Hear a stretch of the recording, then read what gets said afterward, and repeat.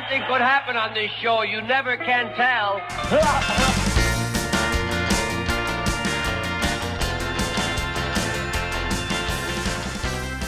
Hi, everybody. Welcome to the Rock and Roll Show with Pam and Joe. I'm Pam.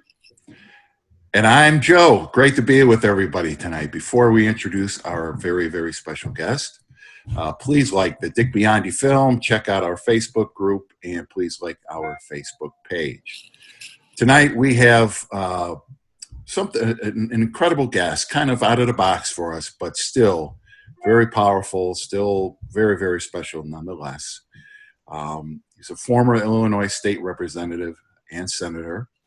He's a producer, restaurateur, real estate developer, a lawyer, all-around great guy, and a huge Dick Biondi fan. Ladies and gentlemen, please welcome Bill Marovitz. Bill, welcome to our show. How you doing, buddy? I'm doing great. Thanks so much for having me. It's a pleasure. We are so glad you're here with us, Bill, because you have been such a tremendous support system for the Dick Biondi Project. And it's only going to get even more going forward because we've got lots of things happening right now. I want everybody out there to know there's some things working, and we're going to be announcing them soon. And Bill's a big part of it, and we're real excited. So thanks for joining us today, Bill. Happy to be here. Awesome. So tell me, I know as a senator, I just want people to understand the kind of senator you were. Because you were a man for the people. I mean, you really did some wonderful things to help people. Can you talk about that? Well, I think the very first piece of legislation that I passed, which got a lot of notoriety because it affected a lot of people positively, but I had a lot of opposition from the medical society, all the doctors, the pharmacists, and the hospitals, a lot of opposition from the drug companies, big pharma. My legislation was the generic drug law, which allowed people to take their prescriptions and go to their pharmacist and get a generic substitute and have the cost savings passed on to them, which usually was about 50%. That was a big savings, and I remember it well. Big savings, and you could imagine the doctors and the big drug companies and the pharmacists were all against it. But over a lot of money from the special interest, we passed the legislation, and even today I still get a lot of correspondence from people who thank me for making generic drugs available to everybody in the state of Illinois. So that's one of the things I did. I wrote the hate crimes law in Illinois, which was a very big deal, especially today with as much hate as we have and acrimony as we have. It's a very big deal, and there was a lot of opposition there. And I sponsored all the gay rights legislation in Illinois long before it was ever popular. I was a proponent of gay rights in Illinois and confidentiality for people who wanted to take the AIDS test. I sponsored every piece of gun control legislation in Illinois for 20 years, fought the National Rifle Association, the NRA. So I love to fight the good fight, knowing I was on the side of the angels, knowing I was on the right side, but taking on special interests. And, I think we need somebody in government that's going to look out for the little guy, not always the guy with the biggest bucks. You got it. You got it. We appreciate you doing all that. I mean, it's such a powerful thing. And to hear that from you today, considering what's going on in the world today, it's just refreshing to hear that somebody like you, we're fighting for those things to happen. And just out of curiosity, how did you become actively involved in politics? How did that process happen for you? That's a very interesting question. I never ever thought I was going to be in politics in my life. My whole family was. My uncle Abraham Lincoln Marovitz was the last federal judge appointed by Kennedy before he was assassinated. My father, Sidney Marovitz, the favorite person in my life, the person I loved the most, my dad. So they were around politics all their life, and so I was on the periphery. I went with to a lot of political affairs with them, but never thought about it. And one day I'm at the law office of my family, and I'm practicing law with them, and there's a phone call, and the receptionist comes in and says, Billy, you have a phone call. And I said, well, who it was? She says, oh, I know who it is. I said, well, who was it? She says, it's Mayor Daley. I said, it's not Mayor Daley. It's one of my friends who's making fun, you know. She says, no, it's me, Mayor Daley. I get on the phone, and sure enough, it was the original Mayor Daley, Richard Wow. J. Daley. And he asked me how I was doing. And he says, do you think you could have some time to come see me? And I said, anytime, Mr. Mayor. He's asking me, a young punk out of law school, if I want to come. So he says, how about now? Okay, so our office is at 134 North LaSalle.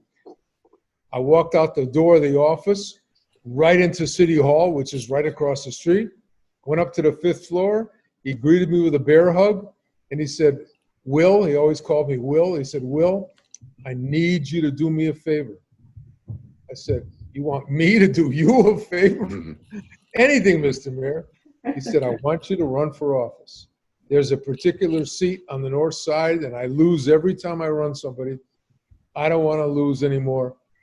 I think you'd make a great candidate. Well, if you're a young punk out of law school, you don't say no to the most powerful mayor in the country if you want to live in the city. So I ran for office, and I got no endorsements from anybody. I was playing against incumbents. And lo and behold, I put together a campaign of friends, high school, college, law school, and thereafter. And we were very visible on all the street corners, the shopping centers, the bus stops, the L stations. And when it came election day, I wound up winning by a landslide. And it changed my life. I went down to all the TV stations, and it really changed my life. Yeah, I bet it did. Oh my gosh! And what approximately at what year did this happen? When did this start happening for you? 1974. Okay, I was 2 years old. Oh my God! But I was 2 years old. My dad was probably in his 4th year as a policeman. But that because I really, when I think about everything that you've done since when you were in office, I mean that's just pretty powerful. And you mentioned your father, and and Pam can echo this, because Dick Biondi, his father was very, they had a very special relationship, right, Pam? And very kind of similar to Bill, your relationship with your dad. Yeah. I actually noticed that similarity because I know that your father was your role model, your mentor, the person that you looked up to most, who taught you very similar lessons to what Dick Biondi's father taught him about how to treat people with kindness, gratitude, respect. And I believe those are the things your father taught you. And I thought, geez, that's really something. I mean, that is so special, really. I must tell you, and I say this, and sometimes when you say this, people don't realize how serious you are because you're talking about your father. But I would say this about him, whether he was my dad or not. He was the nicest, kindest, most decent, compassionate, generous, helpful guy that I ever met in my life. If you had a problem, it was his problem. If you were the elevator operator or the janitor in the building and you needed money, he would give you whatever he needed. And if he had to empty his bank account, he'd go borrow money. Who does that? I saw him do that. Who does that? Wow. That's incredible. That is amazing. And Dick Biondi, I have to say, he was like that with everybody. Like he treated kids, 13-year-old kids, like they were adults. I mean, he had the greatest respect for the kids. And we all felt that. And that's why I think we love this man so much. You know, there's just certain people in your life that you meet, and they treat you in such a way that you never forget it. And really, honestly, that's why I'm making this film about Dick. Because when I was 13, I was very, very shy and very mixed up and very insecure. And when I met Dick, he made me feel like a star. I mean, I couldn't get over it. And I was just like a magnet to that man. And I found out doing this film that how many people that he treated that way. And that's, I mean, Tom Duty was on a show not long ago talking about that very same thing. He was 13 years old when he met Dick, and he said, he looked me in the eye, he asked about me, and I told him I wanted to play music just like what he was doing there he was at a hop with a band. He said, I want to do that too. And he said, you can do anything you put your mind to it. And he said, I never forgot it, you know, and honest to God, that's, you know, that is very special. That means a lot to somebody, especially a kid, you know. Sure, absolutely. Well, you know, when I think back to Dick Biondi, he was the first voice that all of us heard of when we got out of school. Yeah. I was in high school, and as soon as we got out of school, we turned on the radio, and we heard his voice before we heard our mother's. Yeah. Okay, really, it's really true. I mean, on the way home, listening to what he said, listening to our favorite artists, Dick Biondi was the voice of rock and roll for sure in Chicago, and the voice of our youth. Oh yeah, for sure. And introduced us to all the music we listened to. Absolutely. He was the guy. I mean, he was the guy. Yeah. So, go ahead, Joe. No, I was going to say, you've had an incredible career. You started out in studying law and then got into politics, and then eventually along the line, you got into being a restaurateur, real estate developer. How did that come about? Well, the two came about differently. Getting involved in real estate, there was one of the most famous real estate developers in Chicago is a guy named Jerry Wexler. And he was the guy who probably developed more of Michigan Avenue than anybody else. And every 10 years in the country, they redistrict. They do a new census, and they redistrict every district. And so it was coming up to redistricting time, and there was a lot of news in the paper about my district and whether I was going to run again. I'd been there a long time. Was the district going to change? And I get a call one day from this Jerry Wexler. And he said, Billy, I see a lot of speculation in the paper about you running again or not running. What do you think you're going to do? I said, honestly, Jerry, I think I probably will run again. He says, why are you going to do that? The Senate's going to go Republican, right-wing Republican. You're a progressive Democrat. You're going to lose your chairmanship. You're going to lose your seniority. You'll be very frustrated because you're not going to be able to get anything done. I said, Jerry, you're probably right about all those things, but it's what I do. I like it. I like getting involved and helping to make good laws, positively affect people's lives, and stop bad laws from getting made, oppose groups like the NRA. He said, well, let me tell you what I'm doing. I'm putting together the biggest public-private partnership in the history of the country. And I'm buying all these housing portfolios from all over the country and creating a very big company in partnership with the government. But I need somebody to run it.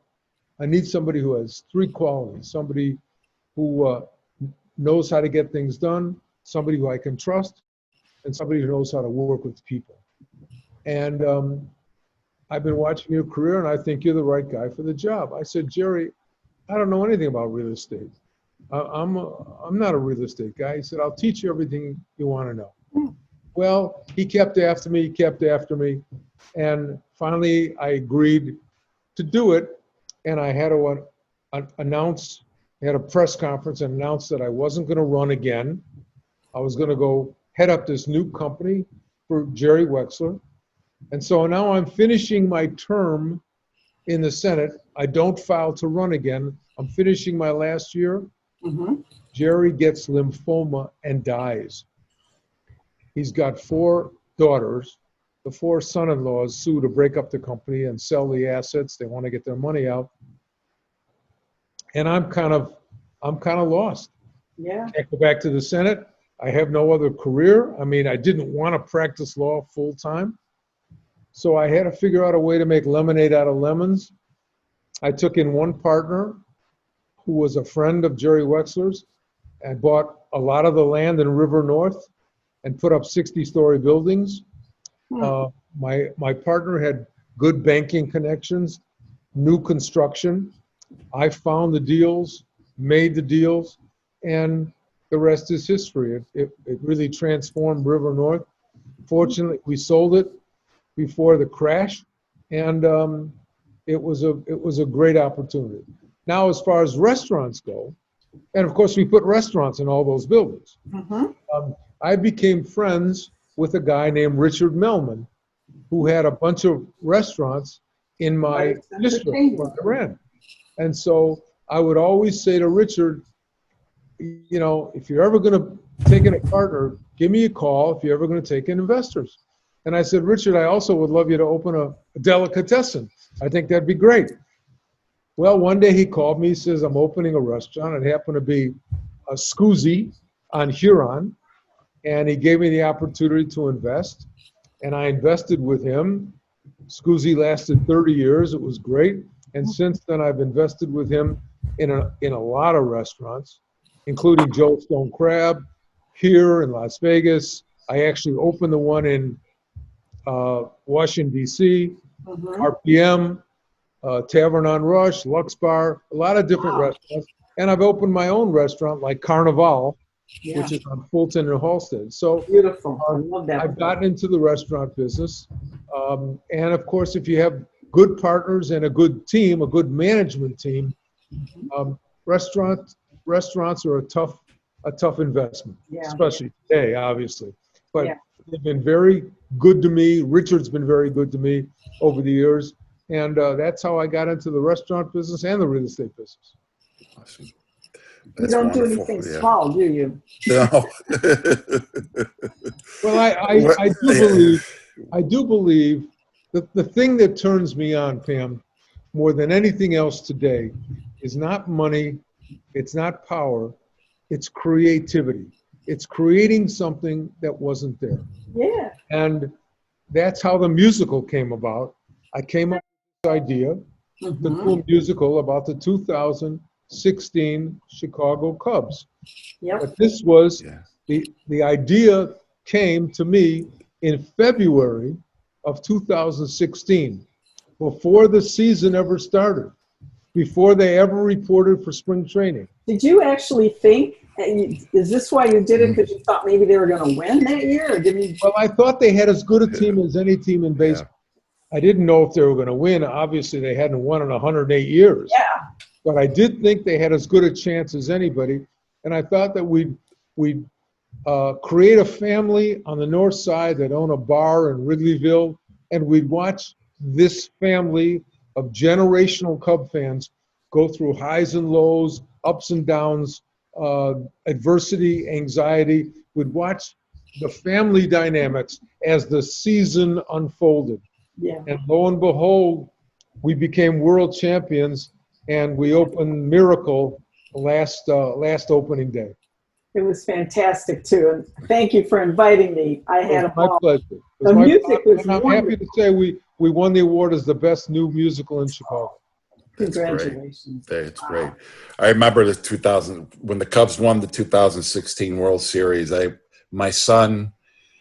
My daughter, let's see here, Olivia was 3. She was sleeping, but I remember watching that final game. I had my son Wyatt, who was 2 years old. He was a year old at the time, holding him in one arm, and I'm cheering the Cubs on, and they Chris Bryant threw that final throw to Anthony Rizzo to win it, and I was just so elated. So it was a very special moment for me, being a diehard Cubs fan, and then being able to hold my son in my arms while I was doing that. I mean, it was pretty incredible. 2016 was an amazing. It was a miracle. Years. It was a It miracle. was a miracle. Yeah. And I'll tell you, Yeah. for your listeners, I, along with the Marquee Network, we recorded the show, and it's going to be on the Marquee Network, so everybody will be able to relive the 2016 championship season. I can't tell you when it's going to be on, but I know that Marquee has it, and they're planning on putting it on. Oh, fantastic. That's great. I can't wait to watch it. Keep us posted. We'll post it on our Facebook page. And let everyone know. Awesome. Oh, that's great. Wow. And Bill, just out of curiosity, I mean, you're a busy guy. You do so much, and what do you like to do in your free time? What do you like to do when you're not involved with real estate and your restaurants and everything? What do you enjoy doing? I work out a lot. I work out every day of my life. I think it's really important to do that. I do a lot of cardio. I do weights. I do sit-ups every day. I do stretching every day. I think it's really important. It helps my mind. It releases those endorphins. And now that the weather's nice, I go out and play golf maybe 3 times a week. I go for long bike rides. Just 2 days ago, I took my bike all the way up to the Museum of Science and Industry, back. Nice. About 20 Well, you're miles. right there on the lakefront, so you just go bike along there. That's a beautiful, wow. I run along the lakefront, so yeah, exercising is a very big part of my life. Beautiful. That's why you stay slim like that. I try. Well, okay, I just want to mention you were married to Christy Hefner, of all people. I mean, how interesting is that? Can you just give us maybe a little quick story, because we've only got like 5 minutes left. Well, I can tell you that Christy and I are still really close friends. Mm-hmm. The person that I rode to the Museum of Science and Industry with the other night was Christy. So nice. We're still good friends. We go biking together. We had dinner together afterwards. It was a great experience being Hef's son-in-law and going to the mansion regularly. I got to meet a lot of people, including our current president. Really? At the Playboy Mansion, that's right. Oh, I wouldn't be surprised. Yeah, he was there on more than one occasion. And surrounded by Playboy bunnies? There were a few bunnies in attendance. But he's a regular guy, and we got along very well. He was a very nice guy. His political views and values were the same as mine, as was Christy's. So we all stayed very involved in politics, and it was very interesting. One interesting story, which some of your listeners may like, is that during the Bulls' heyday, during their dynasty, I went to Christy and I said, "Why don't you do the Playboy interview with Dennis Rodman?" She said, "Well, do you think he would do it?" Well, I happen to know Dennis and his agent, and so I got him to agree to do it. And I went with one of the Playboy people to Las Vegas, where Dennis was, and did the Playboy interview with Dennis Rodman. Nice. Very, very interesting. I'll bet. And trying to get him to sit still for hours was not easy. Yeah, I bet. What a character. Holy cow. Oh, yeah. Yep. And he was a heck of a basketball player, too. I mean, he was awesome. Yep. He was awesome. All those teams, that's a conversation for another day. But I remember. It is. But those teams were amazing, man. It was some of the greatest years of Chicago. When you think about those 6 years in Chicago, we didn't want to be anyplace else except watching the game or at the game. Yes. Yes, yes, yes. Oh, they were awesome. Oh my I see you gosh. two have something in common here with the sport. Maybe not Oh so yeah. much, but Besides rock and roll, besides good old rock and roll. yeah, absolutely. There you go. Well, Bill, I can't thank you enough for joining us. This has really been fun, and I hope our listeners got to know you a little bit better because they're going to hear a lot more about you in the coming months. And Yes. thank you again for being such a support system for us. We really appreciate it, and we can't wait to unveil the big, the big news. So, Well, I can't wait to see the finished documentary. I think there'll be an awful lot of people that are going to love it. It's a great tribute to Dick and to the two of you guys who have stuck through this, through a long, tough battle, but also to see some of their favorite stars of yesteryear and hear from their favorite stars of yesteryear, people like Frankie Avalon and Paul Anka and others who we grew up with and are in the Rock and Roll Hall of Fame. Absolutely. Bill, thank you. I got to head out, but before I go, I want to say thank you to Bill. It was awesome of you to join us. It's always great seeing you and speaking with you. Pam, you rock. Bill, you rock too. Thank you. Thank you. You rock, Joe. So much. Everybody out there rocks. Thanks for tuning in. Be sure to go to dickbeyondifilm.com, like the official Dick Biondi Film Facebook page, and join our official Dick Biondi Facebook group as well. I gotta head out, but it was great seeing you, Pam. Awesome seeing you, Bill. Thank you, guys. Thanks, Joe. Thank you. Bye, Bye-bye. Thanks for watching our show, and we'll see you again. In the meantime, stay safe.